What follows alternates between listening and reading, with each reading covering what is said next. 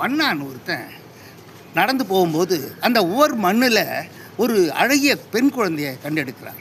அந்த குழந்தை வீட்டுக்கு எடுத்துகிட்டு வரும்போது அங்கே வந்த மண்ணை இந்த குழந்தையுடைய அழகை பார்த்து இந்த குழந்தைய நான் வளர்க்குறேன் அப்படின்னு எடுத்துகிட்டு போய் அரண்மனையில் வளர்க்குறாரு. அந்த குழந்தை பின்னால் ஒரு முனிவர், ஜமதக்னி முனிவர் அப்படின்னு ஒரு முனிவரை திருமணம் செஞ்சுக்கிறாங்க. அந்த முனிவருக்காக அந்த அம்மா மணலில் பானை செஞ்சு அந்த ஆற்று நீரில் தண்ணி எடுத்துகிட்டு வந்து கொடுக்கறது வழக்கம். அவ்வாறு அந்த அம்மா மணலில் பானை செஞ்சு தண்ணி எடுக்கும்போது வானத்தில் போன ஒரு அழகிய ஒரு தேவன் அதனுடைய உருவத்தை பார்த்த உடனே இவர் எவ்வளோ அழகாக இருக்கான் அப்படின்னு நினச்ச உடனே அந்த பானை மணலால் அந்த பானை தண்ணியிலே கரைஞ்சிச்சு. ஐயோ, தன்னுடைய பதிவரை தன்மை போயிடுச்சோ அப்படின்னு அந்த அம்மா பயந்து நடுங்கி கொண்டு இருக்க, இதை ஞான சிருஷ்டியில் பார்த்த அந்த ஜமதக்கின் முனிவர் என்ன பண்ணுறாரு, தன்னுடைய மனைவி கலங்கப்பட்டுட்டா அப்படின்னு எண்ணி தன்னுடைய 4 மகன்களில் 3 மகன்கள் அங்கே இருக்குது, அவங்கள கூப்பிட்டு உங்கள் அம்மாவுடைய தலையை போய் வெட்டிட்டு வாங்கன்னு சொல்கிறாங்க.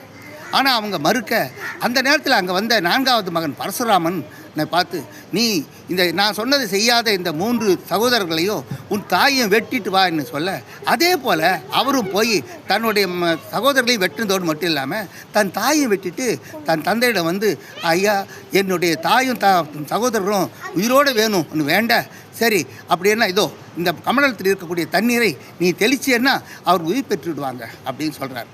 அதன்படி அவங்க தன்னுடைய சகோதரர்களுக்கு தண்ணியை தெளித்து அவர்களை உயிர்ப்பிச்சு செஞ்சுட்டு தன் தாயை எப்படியாச்சும் காப்பாற்றணும் அப்படின்னு சொல்லிட்டு ஓடி போகும்போது அந்த தாய் வெட்டப்பட்ட இடத்துல இன்னொரு தலையும் இன்னொரு முண்டமும் அங்கே இருக்குது.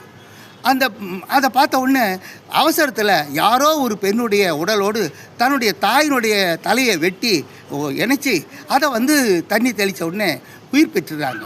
ஆனால் நம்ம உயிர் பெற்று பார்த்த உடனே அடே இது என்னுடைய உடம்பு இல்லையே, யாருடைய உடம்போடு சேர்த்துட்டு அப்படின்னு சொல்லிட்டு என்ன செய்யுதுன்னு தெரியாமல் 2 பேரும் ஜமதக்னி முனிவர்கிட்ட கேட்குறாங்க.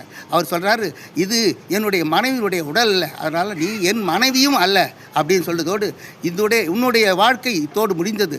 நீ தெய்வ மகளாக இருந்து மக்களை காக்கக்கூடிய ஒரு நிலைக்கு வந்துட்ட. அதனால் நீ இந்த உலகத்தில் போய் முத்து மாரி என்ற பெயரிலே மாரியாகிய மழை கொடுக்கக்கூடியவளாகவும் முத்துக்களை கொடுக்கக்கூடியவளாகவும் உன்னை வேண்டக்கூடிய அன்பர்களுக்கு அவர்களுக்கு தேவையானவற்றை செய்து கொடுக்கக்கூடிய ஆன்மீக உலகத்தில் நீ வாழ்வாயாக என சொல்ல, அந்த அம்மா அதே போல் முத்துமாரியம்மன் என்ற பெயரிலே இந்த உலகத்தில் நமக்கெல்லாம் அருள் பாலித்து கொண்டிருக்கிறார்.